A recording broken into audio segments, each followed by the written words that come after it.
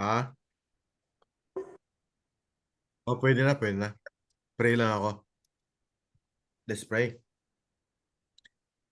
Ama naming Diyos, na anyo tanay na sa mga langit.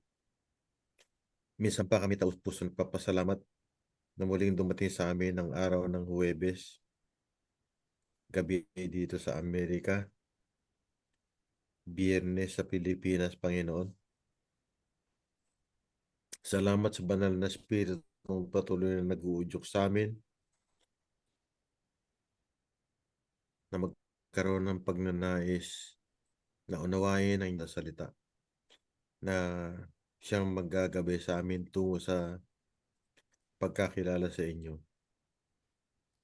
tungo sa buhay na walang hanggan. Salamat din, Ama, sa aral na inyong pagkakaloob ngayon. Nawa, Panginoon, ito ay makadagdag sa ikatitibay ng aming pananampalatayang nagmula sa inyo, Panginoon, magamit sa paglilingkod sa inyo. At marami pa mga kaluluwang makasumpong ng katwiran ni Kristo. Salamat sa pagdinig niyo sa aming panalangin. Ang lahat po, aming hinihiling sa pangalan ay Panginoon Jesus. Amen.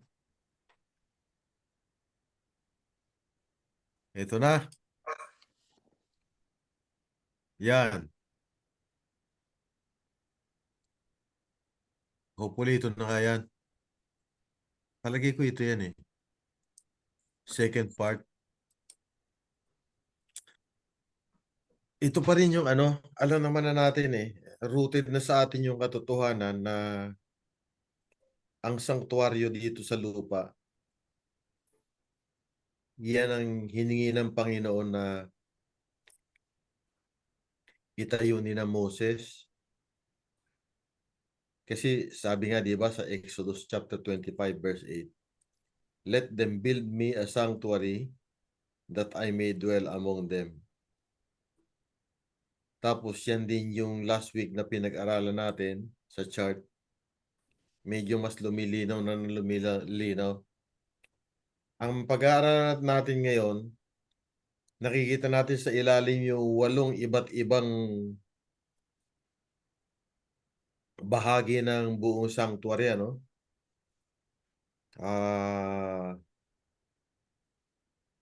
Magmula sa the altar of burnt offering. Pag-aaralan natin to, kung anong matatapos natin ngayon, siguro 3 o kaya 4 na na bahagi ng sanctuary.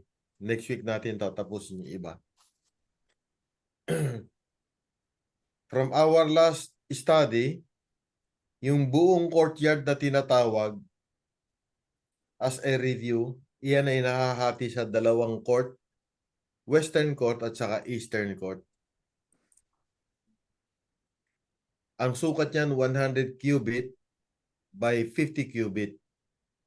So mapapansin natin na talagang eksaktong dalawang tigsi 50 sukat niyang courtyard. No? Dito sa ilalim, yung kulay pula yung lettering nakalagay, your way, O God, is in the sanctuary. Psalm 77:13-15. Madali siyang sundan dahil doon sa chart meron siya mga numero. Sa ilalim naman ng chart, yung tawag sa bawat numero. At lahat ng mga sangkap ng buong sanktuaryo, lahat to ay merong kinalalaman sa dakong huli sa gagampanan ng ating Panginoon Jesucristo sa kanyang banal na kasaysayan. Magmula kapanganakan, sa kanyang wagas na buhay, sakripisyong kamatayan, at saka yung maluwalhating muling pagkabuhay na maguli. So number 1, the altar of burnt offering. Tingnan natin yung mga special notes, ano? Nandito lahat yan eh. Pakibasa, Kuya Rafi. Magte-take turns tayo, ah. Acts 7:44. Our father set the tabernacle of witness in the wilderness, as he had appointed, speaking unto Moses that he should make it according to the fashion that he had seen. Thank you, Kuya Rafi.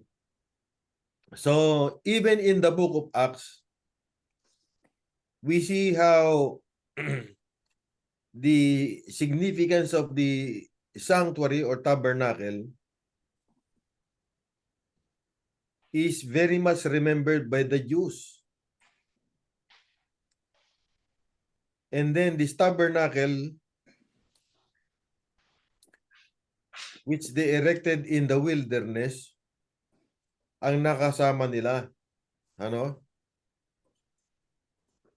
So makikita natin na unti-unti ino-orient sila ng Panginoon kung paano silang ililigtas ng Panginoon mula sa kasalanan. Ang una naging kanyan, di ba? They were delivered from Egypt. Egypt was a type of the world. Pharaoh was a type of Satan. Moses was a type of Jesus. And then the Jews were a type of the people of God. So God delivered the Jews, after which God gave them the 10 Commandments. Kaya yung 10 Commandments, makita natin yung preamble, di ba? Ano yung preamble? I am the Lord thy God who brought thee out of the land of Egypt, out of the house of bondage. Tapos nag-umpisa na yung thou shalt not have no other gods before me. Napakahalaga ng 10 Commandments ito sa ating pag-aaral kasi ito yung sa ating pagkakaunawa, ito yung tinatawag na karakter ng Panginoon. And the law of God is as holy as Himself. Tuloy natin ang Pakibasa atin, it's Hebrews chapter 4 verse 2. Hebrews 4:2. Oo. For indeed the gospel was preached to us as well as to them. But the word which they heard did not profit them, not being mixed with faith in those who heard it. So the sanctuary was a type of the gospel. And sanctuary is God's GPS or God's plan of salvation in type, of which Jesus Christ is the reality. Everything that we will discover today as parts of the sanctuary on earth, Jesus Christ in His holy history fulfilled. Tignan natin isa-isa, no? For instance, remember the Eastern Court? There is only one gate for the sinners and even the high priest to enter into the courtyard, but the gate coming from the east. Remember that the gate which is coming from the east could easily be understood as God wanting for all sinners to approach Him and for their backs against the sun. Sa likod nila yung araw, sa harapan nila ang Panginoon. No? Yung place na most holy, yung Holy of Holies na tinatawag, o kaya yung Sanctum Sanctorum. Kaya yung gate, it points to Jesus Christ. Remember, Jesus Christ said, I am the door. So if anyone enters through me, he will be saved. Salvation is only in Christ. Pwede pakibasa, Loe, no? Therefore, there is now no condemnation for those who are in Christ Jesus, because through Christ Jesus, the law of the Spirit who gives his life has set you free from the law of sin and death. Amen. So God, as was pronounced by Jesus Christ, is not in the business of condemnation. He is in the business of justification.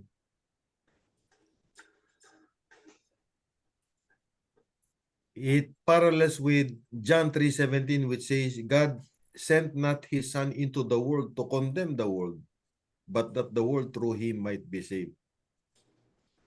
Also parallel to this statement of Jesus Christ is his earlier statement in the book of Matthew, whereby he said, I have not come to destroy the law or the prophets.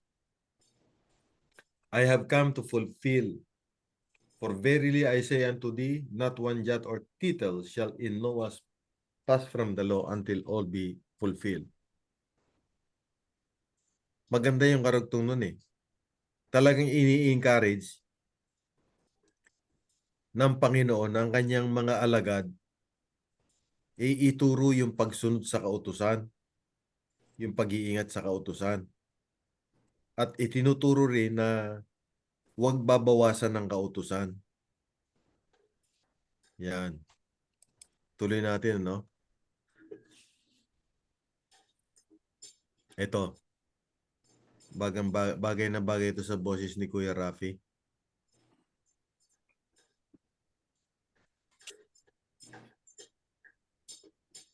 Basahin ko na. Oo, please.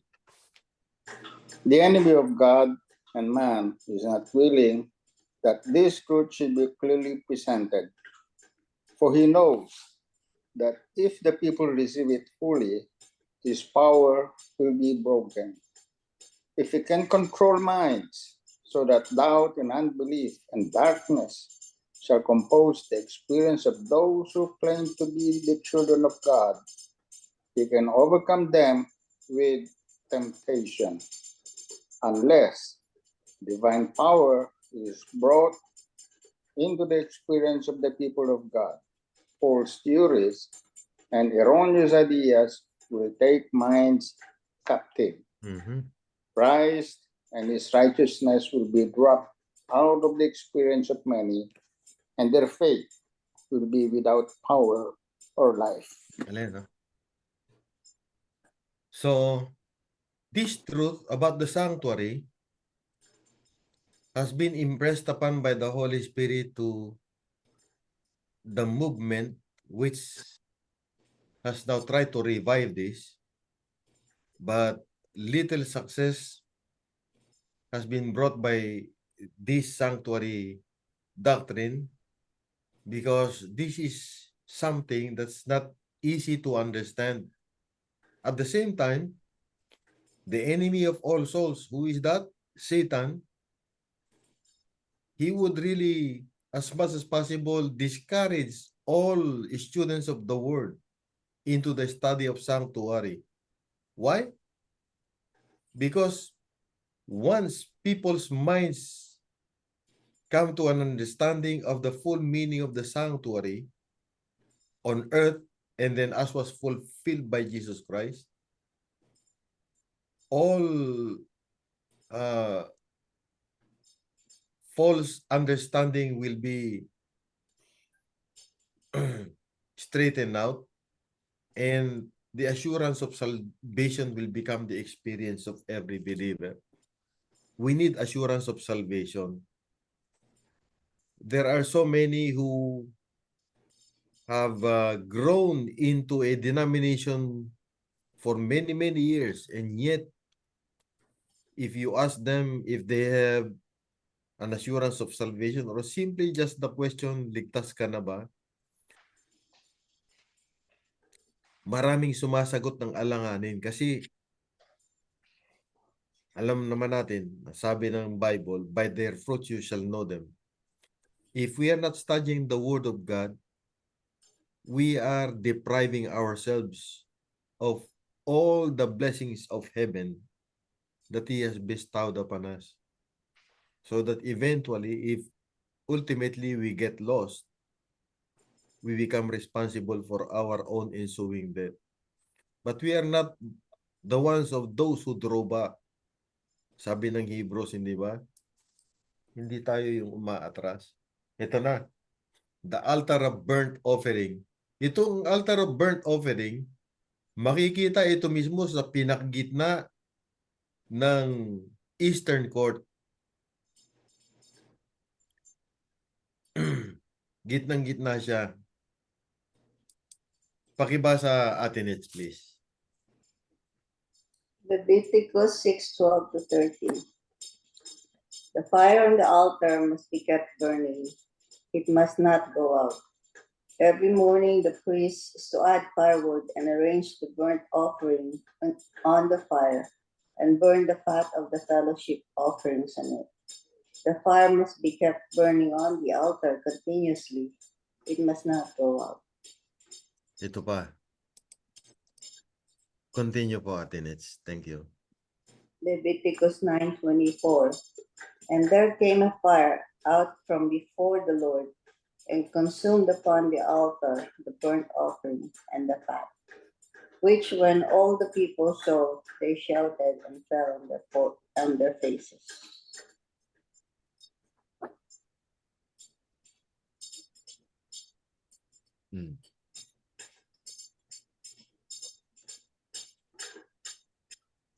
So, itong apoy na to, kunyan, 24/7 yan. Evening and morning, walang tigil. Makikita natin ang significance niya, no? Pakituloy, Atinets. In the very center of the eastern half of the courtyard was its most important furniture, the altar of burnt offering. On this altar, sacrifices were made on behalf of the people of Israel. In addition, there were individual offerings, burnt grain, peace, sin, and trespass offerings. Also offerings for Sabbaths, new moons, and special feasts. While sacrifices ranged from pigeon to bulls, the most prevalent animal that was sacrificed was an unblemished male lamb of a year old. No matter what the sacrifice, had to be without defect. Highlighted yung without defect, ano? It points to Jesus Christ having lived a perfect, pure, holy, sanctified life. So the lamb without blemish, without spot, was that literal lamb was pointing to Jesus Christ, the lamb that would take away the sins of the world. And then the sacrifice is right there at the very center of the Eastern Court, which is the most important of all furnitures. Si Kuya Rapi naman. Christ's perfect life. All of these sacrifices had their fulfillment in only one true and meritorious sacrifice, that of Jesus Christ crucified on the cross.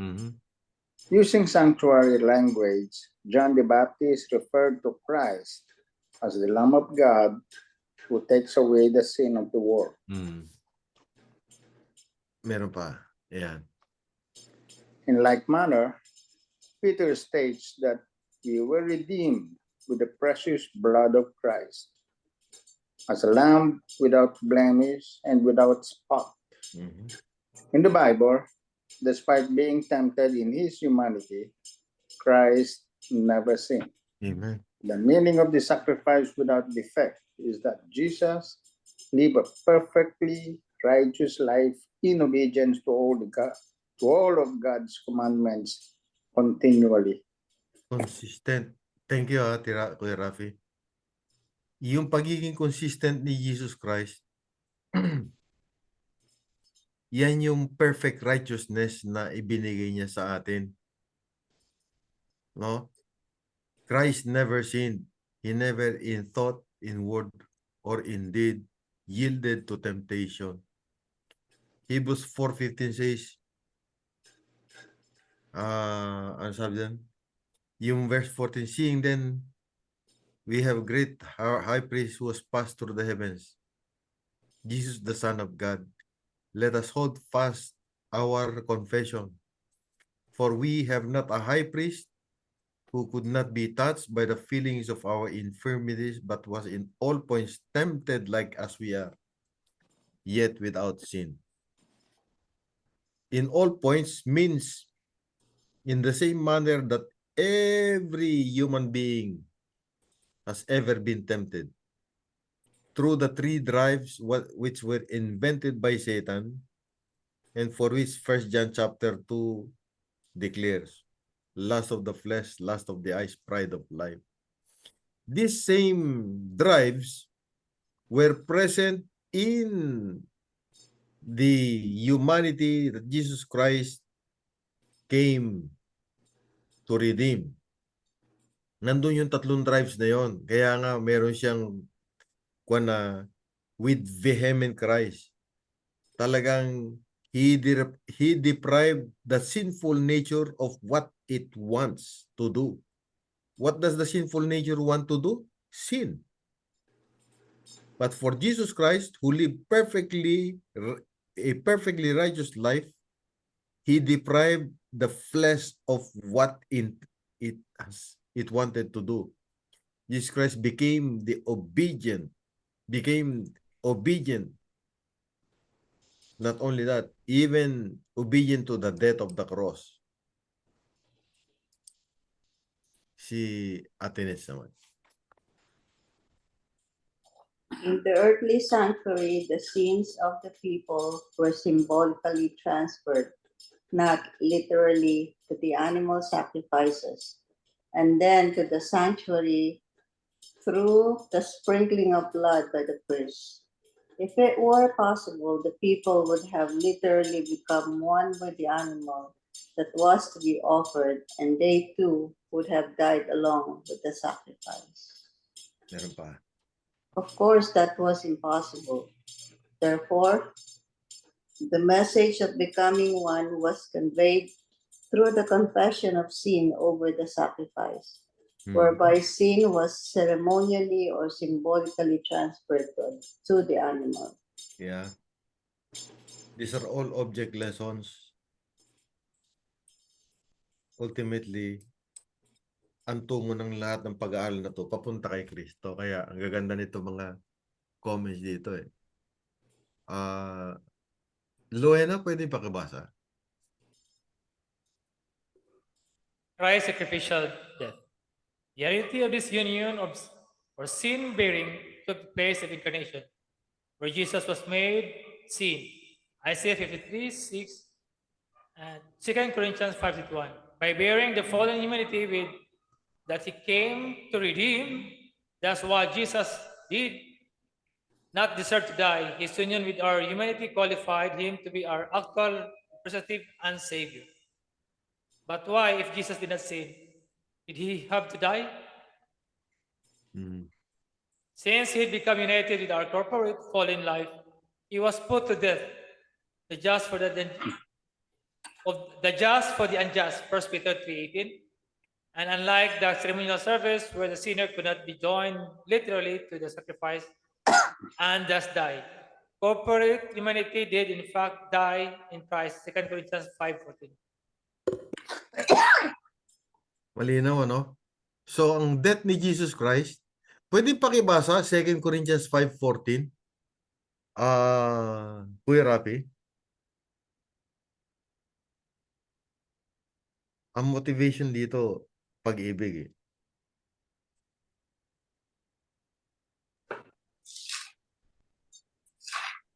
Hmm. 2 Corinthians 5:14.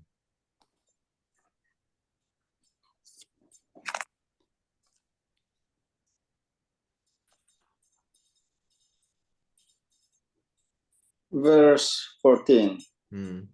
For Christ's love compels us because we are convinced that one died for all, and therefore all died. So makita natin, no, yung buong mundo kasama doon sa kamatayan ni Kristo. His death is looked at by the Apostle Paul as the death of the entire human race. If one died for all, then we're all dead. Mahirap yung concept na to kasi we look at things more often than not individually. Pakituloy ang pagbasa. Si Atenes naman. This became possible only as a result of the miraculous union of divinity and humanity. Hebrews 2:14. That began at the incarnation and lasted until the cross, where the world was judged. John 12:31. Ang ganda na yan. John 12:31. Now is the judgment of this world. Now shall the ruler of the world be cast out. Up to 30. And I, if I am lifted up from the earth, will draw all men unto myself. This he said, signifying what death he would die. So napakahalaga ng union ng divinity ni Christ sa kanyang humanity.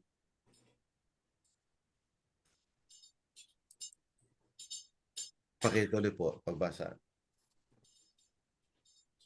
It was not until after God rested on the seventh day, notice it was God's Sabbath, not the Jews, from his perfect, completed work of redeeming the world in his Son on Good Friday, that humanity was reunited with Christ and transported to heaven in him. For this reason, we are told that eternal life is in his Son. 1 John 5:11. Ang ganda, no? Plain language itong nababasa natin. Napakahala talaga yung pagpunta ng ating Panginoon dito sa kanyang incarnation dahil siya naman ay likas na Diyos. Hindi sa kanya yung pagiging tao by native right. Pinahintulot. Kaya makikita natin na Jesus, ang tawag dito, yung the humanity of the Son of God, and that is Jesus Christ, is everything to us. It's the golden chain that binds our souls to Christ and through Christ to God. Tuloy natin. Why then are sins confessed? Tignan natin ang mga dahilan. Si Kuya Rapi. Why then are sins confessed? 1. For us to receive the imputed righteousness of Christ, we need to acknowledge our utter sinfulness. If we attempt to be justified by our good works and our law keeping, even though this is impossible, Romans 3:20, we essentially say that we have no sin and we deceive ourselves. Number 2, because our relationship with Christ is under grace. Amen. Since we were included in the humanity that Christ assumed, we recognize that our sins contributed to Christ's death on the cross.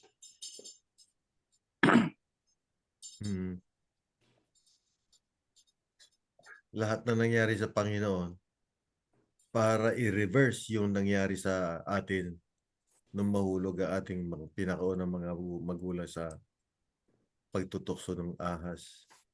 Si Atenes naman, this time. Bronze laver. Na tayo. Also located in the eastern square of the court is the bronze laver, which contained water for washing.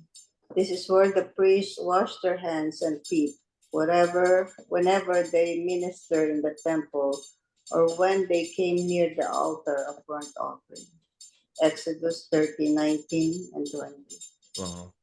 Ito pa. This was the last place the priests went before entering the tabernacle, which represents heaven. If they did not wash, they would die. Napakahalaga nitong bronze laver, no? Ito pa. This signified the need to be cleansed prior to entering the western square of the court for heaven. Soon after Jesus' baptism, he went to Jerusalem during the Passover. When he arrived, he found that the temple had been defiled, and with great authority, he cleansed the temple. Yon, di ba? Si Jesus Christ nagalit, pero yung galit niya, righteous indignation. Yung sinasabi sa Proverbs na magalit ka pero huwag kang magkasala. Ganon ang Panginoon. Kasi ang ginastigo niya naman doon yung ginawang pangangalakal ng mga Hudyo. Kaya dito sa exchange nila, napag-aralan na rin natin to. Mapapansin mo na sabi ni Jesus Christ, destroy this temple and in 3 days I will raise it up. Nagulat yung mga Hudyo, di ba? Sabi nila, 4 na taon naming itinatag ito. Gigibayin mo lang na isang araw. Hindi nila alam that he was referring to the temple of his body.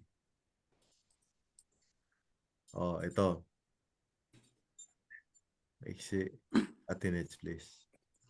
He then related that cleansing to the cleansing of the human temple in him.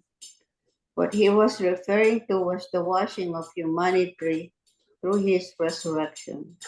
Oh. The resurrection of Jesus Christ is as essential as his sacrifice on the cross. Because without the resurrection, then it would have rendered everything that Christ accomplished for nothing. Because the resurrection is the finishing touches. Kumbaga sa nagtayo ng bahay, ito yung magpapalutang sa ganda ng bahay. Tayo naman, lulutang tayo na dala-dala yung katangian ng Panginoon. Ako na, pakibasa, Atenets. In the humanity of Jesus Christ, our corporate humanity that needed redeeming was cleansed. Amen. In Christ, man was saved according to God's mercy Oh. through the washing of regeneration and renewing of the Holy Spirit. Titus 3, 4, and 5. Very interesting how all the New Testament verses that were included here are actually giving life to the earthly sanctuary as a type of the gospel of Jesus Christ. Pagdating na dito sa New Testament, marami na mga Bible verses na makikita natin na talagang pinauunawa sa ating maigi yung banal na kasaysayan ng ating Panginoon. Ito pa, the bronze laver. In the context of believers being able to enter the holiest, the very presence of God, through the humanity of Christ, we are told that we can draw near with full assurance of faith. Hebrews 10, 19, and 20. Why? Because our hearts have been sprinkled from an evil conscience and our bodies have been washed with pure water. Hebrews 10, 22. Amen. Ito pa. Where did this take place? In Christ at the resurrection. In the resurrection, we were considered fit in him to be Amen. transported into heaven. Uh-huh. And in him, we were made to and now sit. The old life of Adam died and remained in the grave. In exchange, we were given the life of Christ in the resurrection. Ephesians Ganda, 2:4-6. Kaya nga, invitation ni Jesus Christ, abide in me. And I in you, for without me, sabi ganon, you can do nothing. At para marami itong bronze laver, ah. Nabasa na natin to, di ba? Hindi pa. Diba? Pakibasa po, Ate Nitz. The washing in the watery grave of baptism symbolizes what the Holy Spirit does in the lives of all believers. For by one Spirit we were all baptized into one body. 1 Corinthians 12:13, which is the body of Christ. 1 Corinthians 12:27. We enter the church by faith, a proclamation of. We accept our death in Christ, which was a death to sin as our death. Romans 6:6-7 and 10. Amen. Ang ganda ng baptism, ano? Isipin mo. Ang Panginoon, nung mabaptize siya, si John the Baptist, hindi pa papayag na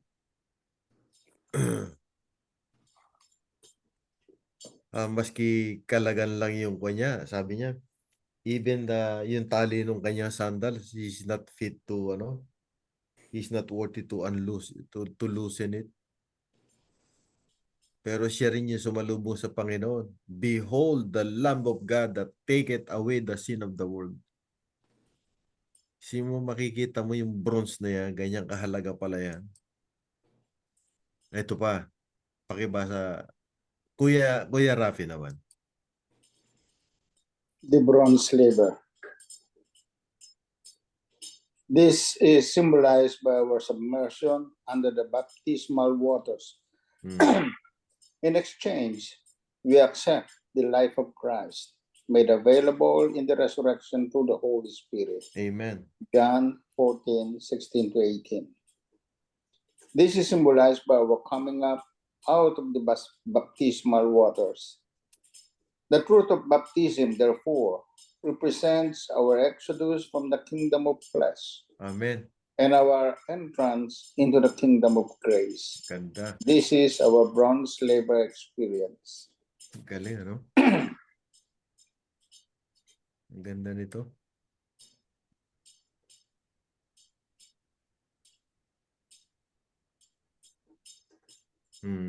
Ito na. Siguro, tapusin lang natin hanggang outer veil. Nakakalahati na tayo. Yung sunod na kalahati, tapusin natin next week. Mag-reflection muna tayo, no? Pakituloy ang basa, Kuya Rafi. The outer veil. The outer veil of the sanctuary was the dividing line between the eastern and western halves of the court. Uh-huh. If extended north and south to the surrounding linen walls in a straight line, this bisection of the court would be completely visible. As previously discussed, only priests who were types of Christ could enter the western square of the court, which is represented heaven.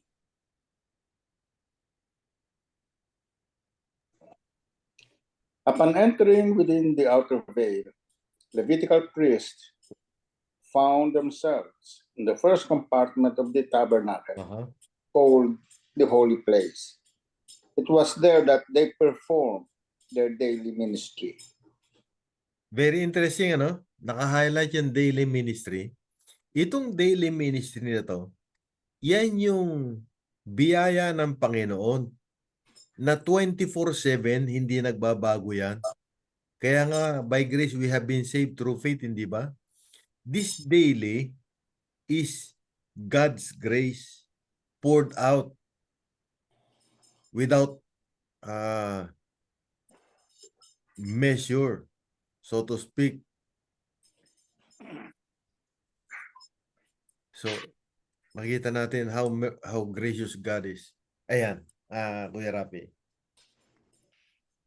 Upon his ascension, Christ began the first phase, daily intercession, of his two-phased priestly ministry. Oh, Jesus Christ, the true high priest, ever lives to make intercession for us. Ito pa. Ay, sorry. Ayan. He mediates on behalf of repentant sinners by continually applying the merits of his sinless life and sacrificial death. What he accomplished in his earthly mission on their or our behalf. Ganda. Ayan pa. As soon as a believer is justified by faith, all that is true of him in Christ is credited or imputed to him subjectively or personally. Because of Christ's continual intercession, he remains an adopted child without interruption as long as his faith endures. Matthew 24:13. Yan. Isunod natin next week yung table of showbread. Tapusin natin yung table of showbread. Bali sa loob na kasi ito kaya dito ko sana hatiin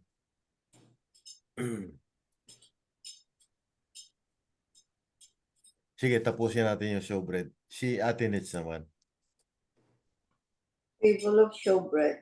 On the table of showbread was the showbread or bread of the presence, because it was on the table before the Lord always.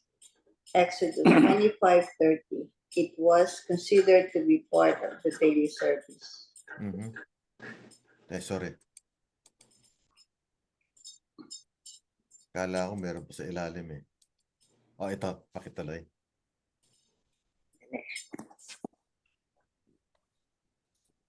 We are to partake of or experience the life or bread and death or blood of Christ, which is our obedience to the gospel. Amen.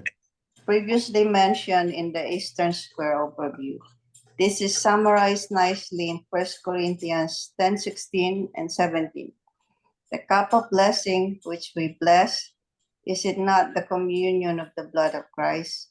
The bread which we break, is it not the communion of the body of Christ? For we, being many, are one bread and one body.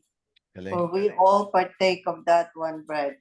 Similarly, Galatians 2:20 states, I have been crucified with Christ. It is no longer I who live, but Christ lives in me. Wow. Ito. The continual. The continual. Maliliit. Maliit. Okay lang, okay. Ako Na- naman. Sige. Numbers 4:7. First application. Over the table of the bread of the presence, they shall also spread a cloth of blue. Ito na yung tinatawag na lapis lazuli. So yung tablecloth na ginagamit do sa tinatawag na communion, ang kulay nung kulay blue, it signifies God's authority or the Ten Commandments. It also signifies God's people's obedience or their loyalty to God by keeping the law of God. No? Yan ang ibig sabihin ng cloth of blue. Put on it the dishes and the pans and the sacrificial bowls and the jars for the drink offering. And the continual bread shall be on it. Non-stop din yung continual bread din, no? Then Numbers 4:16, the second application, the responsibility of Eleazar, the son of Aaron, the priest, is the oil for the light and the fragrant incense and the continual grain offering and the anointing oil, the responsibility of all the tabernacle of all that is in it with the sanctuary and its furnishings. Then last, Numbers 28:10. 3 times nakita natin yung una, continual bread, pangalawa, continual grain, pangatlo, continual offering. What remains is Jesus Christ, the bread of life. Numbers 28 10, this is the burnt offering of every Sabbath in addition to the continual burnt offering and its drinks. Yan.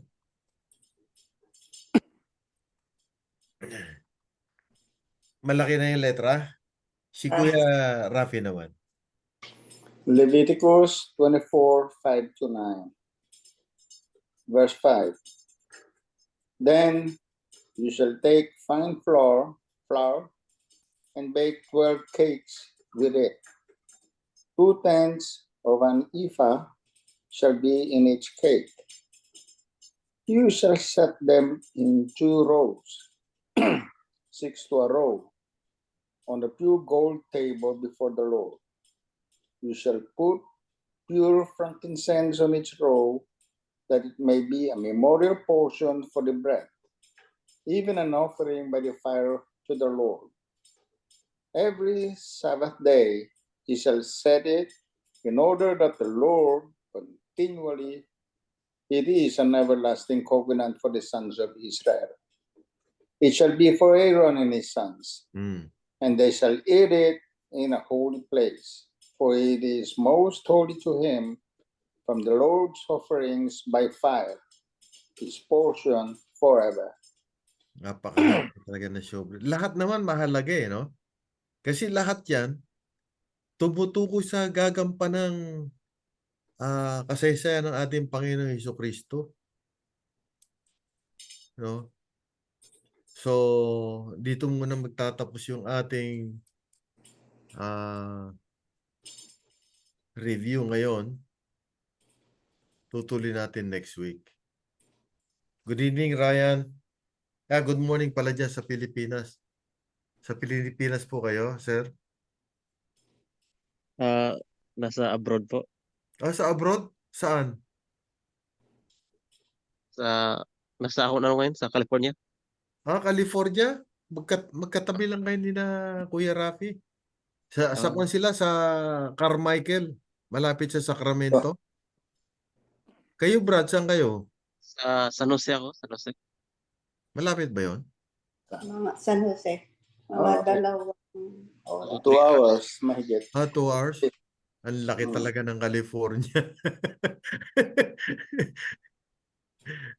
Thank you for joining us, Brad Ryan. Laki pa sa Pilipinas yung California. Oo. We have initially reviewed some furnishings of the sanctuary, and we saw how every part in the sanctuary, the earthly sanctuary, their significance pointed to how Christ would be represented. I am the door, di ba? Tapos, I am the living water, I am the bread of life. Lahat yan kay Jesus Christ. Tapos, ang nahahighlight talaga doon, yung holy history ng ating Panginoon. His miraculous birth, His perfect life, His sacrificial death, and His glorious resurrection. Anong kahalagahan nun? Kasi tayong mga tao na mga makasalanan na kailangan ng pagliligtas, kinupkup ng ating Panginoon sa kanyang pagiging tao. Nung magkatawang tao siya, nung naging tao siya, nandun tayo sa kanya. Kaya lahat ng mga nangyari kay Kristo, doon sa tinatawag na corporate solidarity, kasama tayo doon. Namuhay siya ng matuwid, na walang bahid dungis, without blemish or without spot. Nandun tayo sa kanya. Kaya yung kanyang righteousness is being imputed in us. Tayo naman, ang motivation naman natin, yung kanyang pag-ibig. Diba? Sabi doon sa 2 Corinthians 5:14, ang pag-ibig ni Kristo ang siyang nag-uudyok sa atin. Kaya nga't ating ipinagpamamanhik na kung isa ay namatay para sa lahat, kung gayon ang lahat ay nangamatay. Ang kamatayan ni Kristo, kamatayan ng lahat ng tao. Si Kristo mismo nagsabi na manahan kayo sa akin at ako sa inyo. Sapagkat labas sa akin, wala kayong kakayanan. Di ba? So, talagang napakahalaga ng humanity ng ating Panginoon. Any additional points po? Medyo maiksi tayo ngayon pero let's give some time do sa reflection.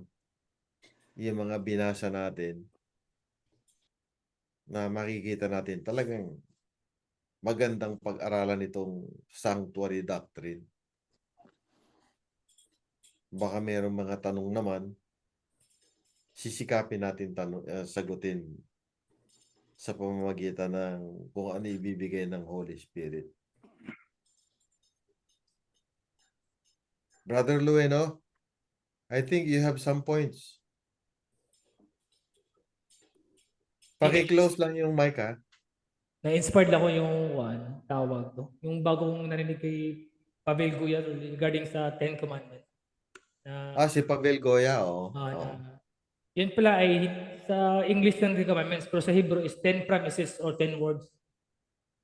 10 promises. Oh, if you let me be your God, you cannot steal, you cannot, parang ganon, kung through faith na ibigay mo sa akin yung will, ibigay mo sa control sa akin yung will, so hindi ka na magnakaw, hindi ka na magganito, yung sa commandments, hindi mo magawa yun kasi siya na ang hinutulan mo na magkuhan sa will mo. Ganun pala yun na kuhan. Kasi yun, connected siya sa faith din. Na if you let me be your God, you cannot steal, you have no other gods before me. Kasi siya na ang pinakontrol mo sa kuhan sa kuhan mo. Tapos sa will mo. So, ganun pala yung kuhan. Sa Hebrew yung 10 promises o 10 words, hindi yung 10 commandments. Sa English lang din yung 10 commandments. So, parang commandments parang inutusan ka. Pero yung promises is, pag siya na ipakuha mo sa will mo, siya magagawa sa i-promise niya na hindi ka na makagawa ng ganito. Kasi siya na sa puso mo, siya na pinahari. So, ganun. So, mas malalim at mas maganda. Sa sanctuary naman, one thing lang gawin natin isang word na yun ang greatest love and greatest effort ng Diyos na para ligtasin tayo na dahil sa pag-ibig niya. Lahat na yan, Amen. nandun na yun. Kumbaga yan ang dyan na yung grace at saka yung gospel. Diyan nakakapit. Kabuuan sa sanctuary. So, yun na kasi, nakuha na lahat pero konti additional lang yun. Kasi, wala na ako masabi kasi kumpleto na lahat Tuloy natin next week kasi mahaba pa to Mga 75 slides yata ito. Kaya, unti-untiin natin. maganda. Maganda naman kumisan din na medyo mas maiksi. Mas marami tayong nare-retain. Mas mataas yung interaction, mas maganda din. Basta revelation siya ng gospel at sa grace. Yun lang masabi. Junior, namimiss kong boses mo. Baka meron kang gustong i-share na reflection. Baka maingay sa kanila. Kain daw siya. Ryan, baka may Kakain muna si Junior para tumangkad. Kapatid na Ryan, baka may ma-share ka or may gusto Si kang Brother Ryan, baka may gustong i-share? or may gusto kang tanong. Actually po, Go ahead. last meeting, na-miss ko lang siya. Itong pangalawa na, kasi naghihintay lang ako ng message ni Brother Lowin dun sa GC. So ngayon, naka-join ako. Last week, nag-ano ako nun nag-abang, pero nakatulog ako. Kaya hindi ko na nakapasok. Bali, isang Kristiyano, ano rin ako kumbaga, nag-aaral. So, yung mga sinishare nyo, inaaral ko. Although, ano naman ako, lumaki akong Adventist, pero at the same time, gusto ko rin talagang aralin yung words of God. Yung topic ng sanctuary, interesting siya sa akin, kaya nag-join ako para mas magiging maalam sa pulong ng Diyos. Amen. Marami akong natutunan at sa susunod na lesson, aabangan ko rin yan para mas marami pa rin akong matutunan. Karugtong. Salamat sa pag-share. Thank you, Brother Ryan. Nice meeting you. Parang nung mga nakaraan, siguro mga 2 or 3 times nakasali ka na rin, ano? Opo. Oo. Ikaw nga yun. Siyempre, yan taga Carmichael lang magko-conclude ng ating kuwan ngayon. Si Kuya Rafi muna, tapos si Ate Nets. Tapos, kasama na yung closing prayer, Ate Nets, ha? Pagkatapos ng reflection mo. Huling-huli na siya. Love na love ako talaga ni Kuya Fighter. Ay, siyempre naman.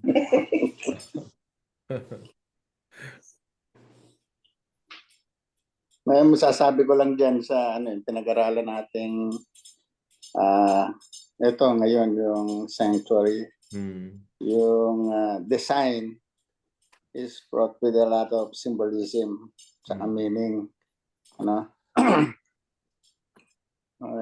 Yung mga ibang practices ginagawa noong Old Testament, pero ngayon yung ibang practices hindi na ginagawa, di ba? Totoo. Pero parang sinisimbolize pa rin. Mayroon pa rin meaning. Kaya maganda pag-aralan kasi yung palang yung first stage, di ba? May sacrificial burnt offering. Sacrifice, Oo. Ang pala nun, sa Old Testament, ang meaning pala para i-transfer yung sin dun sa symbolically. Symbolic, pag-transfer. Pero ngayon, hindi na natin ginagawa yun kasi yung sin, inako na ni Jesus Christ. Tama. So, wala na. So, maganda yung situation natin ngayon. Kasi nandiyan na si Jesus Christ as our sacrificial lamb who took our place. Kaya wala na tayong intindihin tungkol sa sins. Sinabi nga niya na for your sins and iniquities will I remember no more. Amen. It was washed away by His blood. Ngayon naman dun sa pag-wash naman ng yung laver, golden laver ba yun? Yung hugasan ng ng kamay. Bronze laver. Bronze. Akala ko golden. Bronze Sa yan. bronze Ang laver. golden yun, yung Ark of the Covenant Dun sa bronze laver, di ba, magwawash ka. Symbol yung cleansing. So, dalawa pala yung pinapakita nun, Sa baptism, kaya hindi pinapayagan natin na baptism na infant Kailangan matured ka na, nakakaintindi ka na. Kasi pag binaptize ka, parang nililinis yung spiritual body mo, spiritual self. Tama. Pero may isa pa pala na symbolism nun. Sa resurrection pala. Pag namatay na tayo, na-resurrect na rin tayo, haharap tayo kay Jesus Christ malinis, in glorified form. Siya yung advocate natin. Siya yung advocate natin. Oo. Kaya, siyempre, glorified form ang Diyos, glorified body na rin tayo. Malinis. Naiwan na lahat. Whatever traces of sin, naiwan na rin sa mundo. Burado na yun. Burado na. Kaya pagpapasok tayo sa heaven, ang intercession natin, parang ang gwardiya, ang magbibigay ng ticket para pumasok sa loob ng heaven, si Jesus Christ. Yun pala yung veil. Siya yung nag-i-intercede. Siya na lahat. Siya nang magbabout sa atin. Pumasok ka. Ganun. Amen.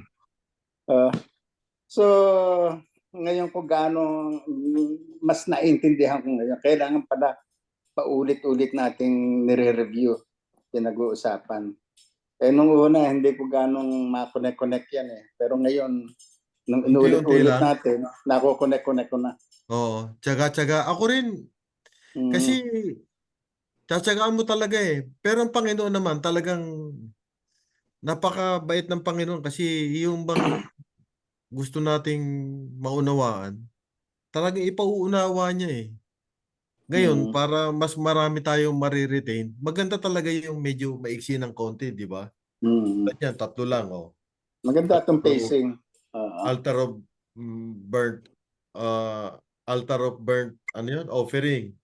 Tapos yung bronze laver, tapos yung outer veil, tapos yung table of showbread. Mamaya, yung kanya, habang pinag-aaralan natin, tapos alam natin na yung 4, talagang konektado yun doon sa gagawing pagtutubos ng ating Panginoon Jesucristo.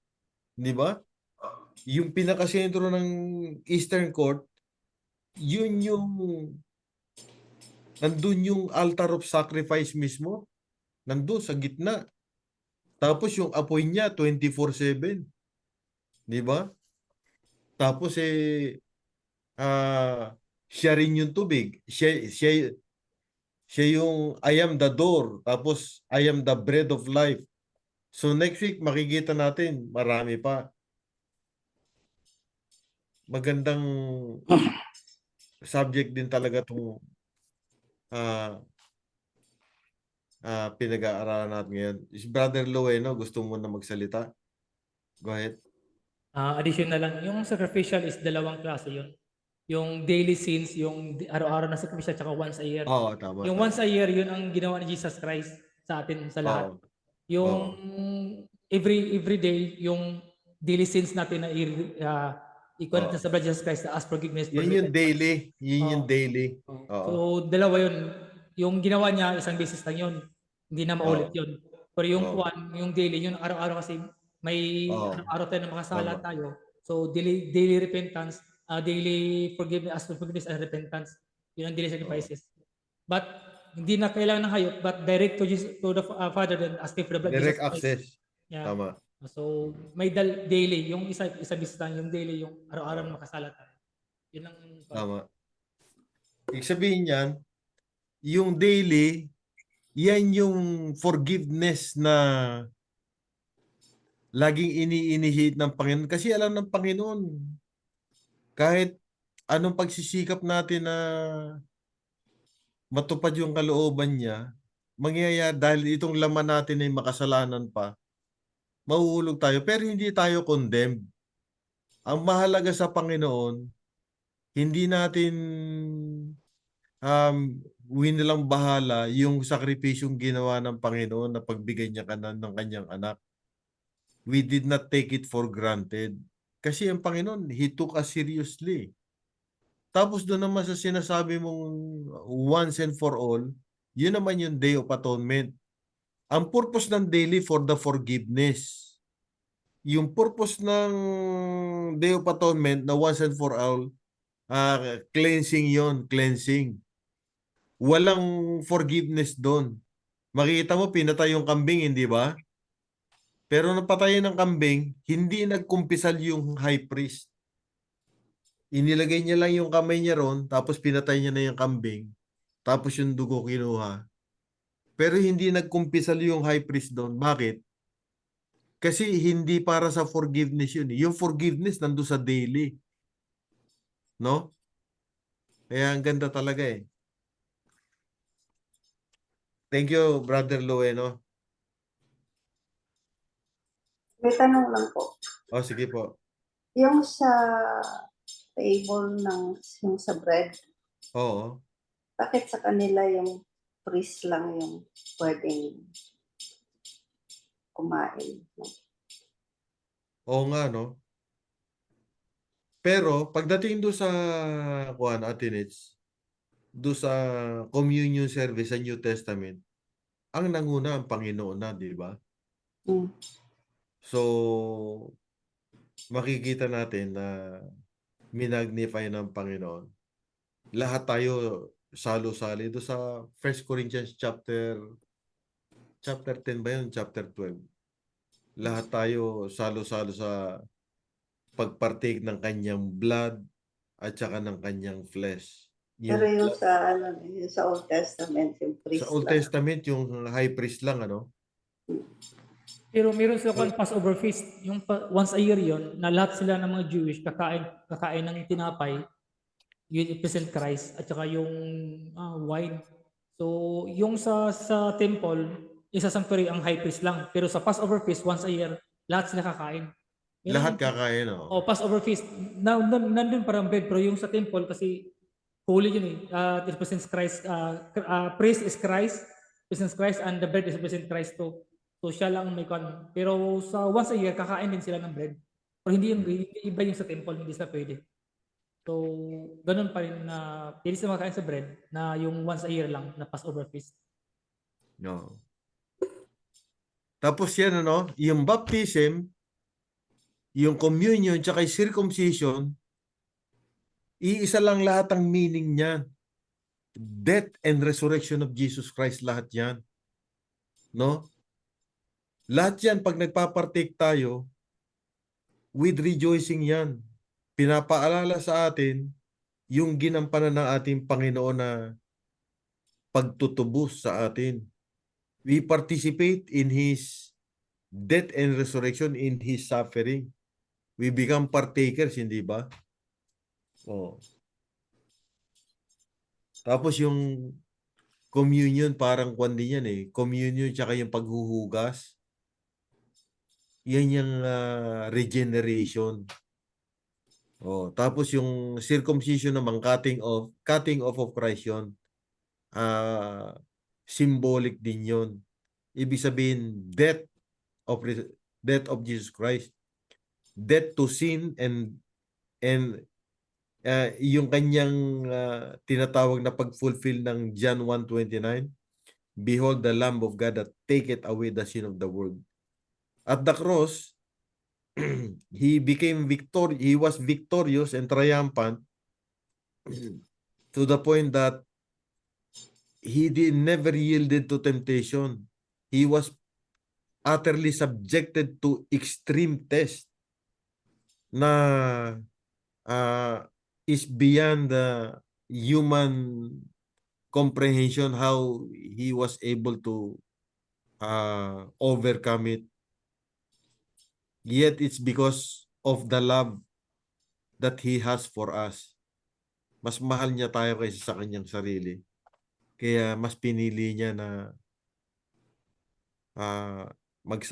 isakripisyo yung buhay niya. Tapos maalala natin, no? Hindi yung kasalanan natin ang pumatay sa kanya. In a sense, parang ang tingin natin at first glance, parang totoo. Kasi kinuha niya yung kasalanan natin eh, nung magkatawan tao siya eh. Pero ang totoo, nando sa John 1:29, mas makapangyarihan siya sa kasalanan. Pwedeng hindi niya ginawa yun eh. Pero nakatalaga niyang gawin yun eh. And lo, it is written of me. Behold, it's written me, I have come to do thy will, O my God. Your law is within my heart. Di ba? Oh.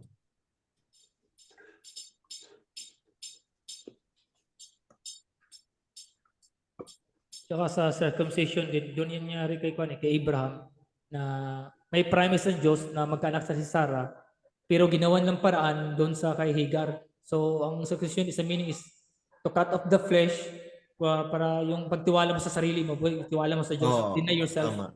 Kasi Tama. nung paraan na yun, nawala yung tiwala sa Diyos eh. Siya ang gumawa ng sarili ng paraan. So, cut off the flesh kasi through flesh yun eh. Will of the flesh ang kanila instead of through faith, the will of flesh. So cut off the will of flesh, but transfer to faith. Yun ang kwan, kaya i-cut off yung kwan. Yun ang meaning doon. So between your will and faith, your will or faith to Christ through His will. So yun ang meaning sa circumcision din. Ganda lahat, no? Praise the Lord. May additional reflection, Ate Nets, tapos closing prayer na, please.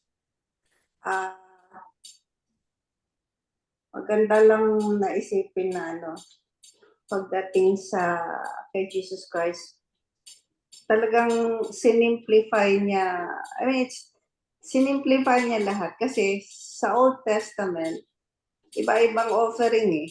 May guilt offering, may sin offering, Oo. may yung wave, Wave shift, oo. marami pa iba-ibang offering. Pero pagdating sa Panginoon, minsan lang isang sakripisyo, Once and for all. it covered everything.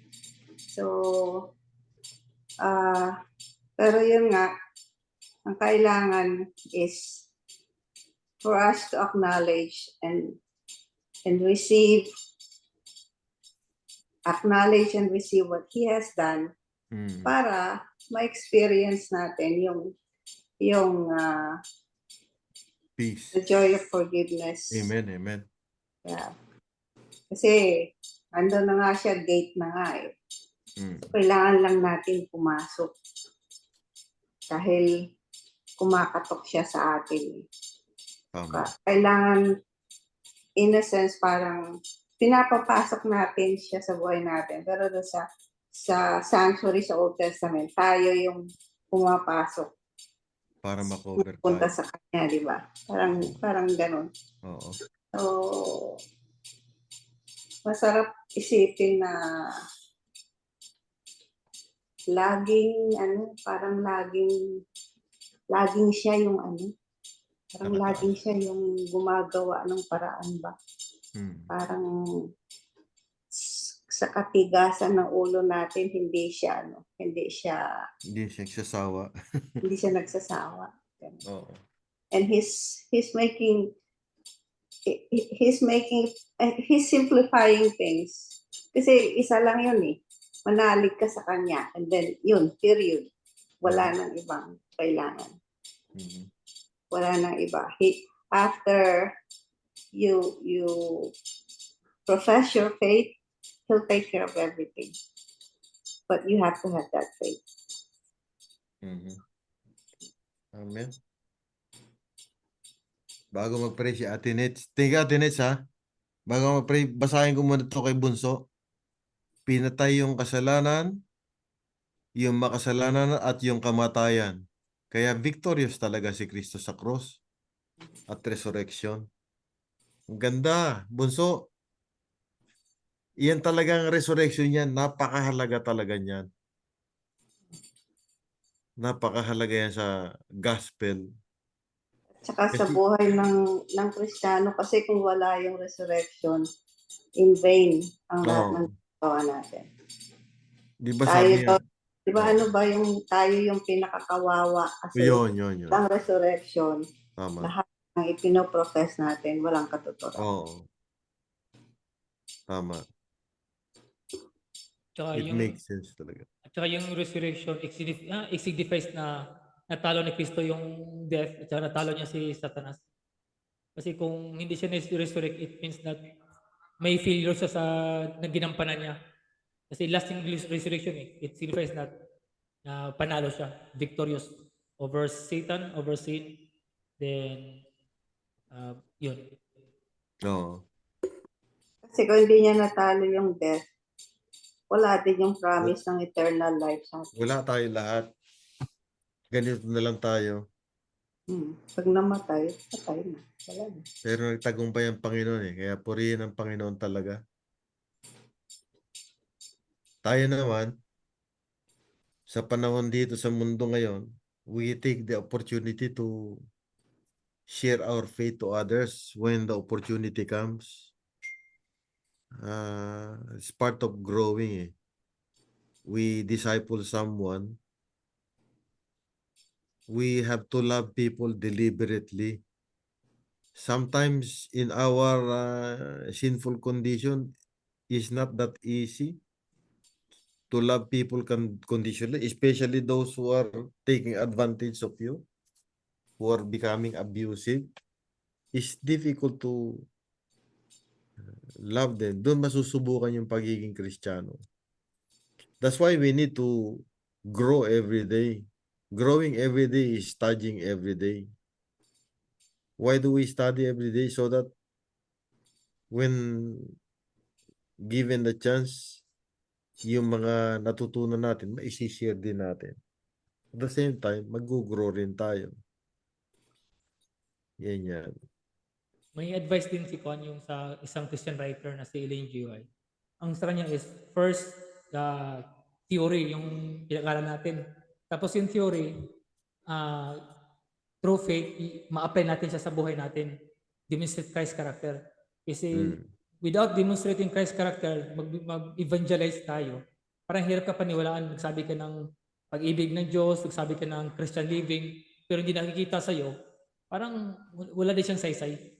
Parang sabihin natin, nagbinta ka ng kuwan, yung gamot sa ubo, tapos nagbinta ka, umuubo ka, bili kayo ng gamot, epektibo ito. Hindi sila bibili kasi ikaw, may ubo ka rin. Kaya parang ganun. So, Nagko-contradict. so first daw is yung theory na binalaman natin, through faith, ipakita sa Kristo pare para ma-demonstrate ang Christ character. So, kahit hindi ka na magsalita sa labas, makita yung ugali mo. Through, kasi Christian living ka na, nandiyan si Kristo sa puso mo. Madali na mag-evangelize. Bakit ganun ka? Dati ganito ka, pero ngayon nagbago ka. So, madali na naman i-share na dahil ni Kristo po, ganito, ano. So, more effective is first is demonstrate through faith. Kasi puro lang tayo theory kasi hindi naman ma-apply sa applicate sa buhay natin is walang sense yung pag-evangelize kasi hindi makita sa Kristo. Dapat makita mo sa Kristo para madaling mag-evangelize natin. Yun ang sa kanya, advice din. Kailangan ng application. Thank you. Tines, pwedeng pray na tayo? Sige po. Okay, thank Let's you. pray. Most Heavenly Father, we want to thank you again, Lord. We want to thank you for another night or day that you have allowed us to study your word and through the power of your Holy Spirit, Lord, that you have shown us, Lord, what the meaning of the different things in the sanctuary, Yes, Lord. how they are related to what Jesus Christ has done for us, oh Lord. Yes. We just want to ask you, Lord, to please continuously guide us as we aspire to learn more, oh Lord. We thank you for everybody who found time to be with us tonight, because that means that when you said if two or more are gathered in your name, you are in our midst. And so we know, Amen. Lord, Lord, that you are in our midst. Yes, Lord. Again, Lord, extend your love and protection to our loved ones, our families, whether they are far or near. May we always learn to glorify you in our lives. Amen. May we always learn to be humble, O Lord, and in that way, people will see the Christ in us. That we're not just learning your words and not applying them in our lives. Because in humility, people will see that we as Christians, we are telling the whole world that without you, we can do nothing. Amen. Yes, Lord, once again, we give you back the glory. We love you. In Jesus' name we pray. Amen. Amen. So good night and good morning. Tanghalian na dyan, mga kapatid.